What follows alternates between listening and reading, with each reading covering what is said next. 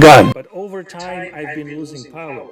I started with the creation of the universe and life, sometime after the Great Flood on a planetary scale.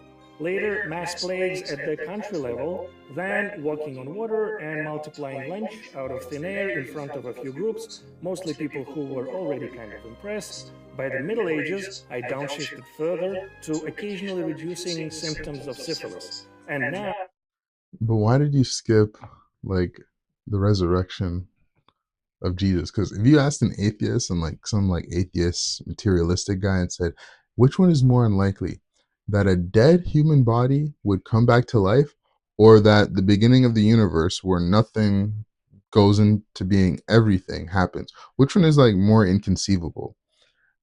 And I'm 99% sure they would say, well, it's more conceivable that a unalived human body would resurrect and come back to life.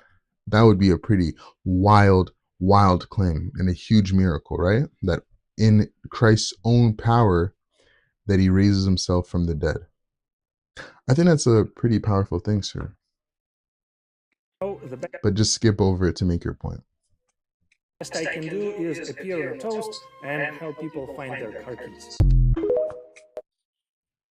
He just wants God to make a new universe every single day, every single moment, because God can't really be God. It's like these guys want God to be like a show horse and a show pony, being like, okay, God, now do this little thing now do this thing, now do this thing, and then I'll believe, and then I'll believe. And these people will never be satisfied and they'll never believe, but they can always tell themselves, the only reason I'm not believing is because God hasn't shown me enough yet. But what does Jesus say? The only sign that would be shown to you is the sign of Jonah.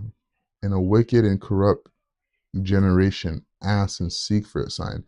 Even though we have all the signs already of, there's been a beginning of the universe. There was a Big Bang. There was nothing. Then there was something. Then life. How did life arise? How did this? How did that? All these things are already miracles, but you choose to deny it and then ask God, where's the evidence?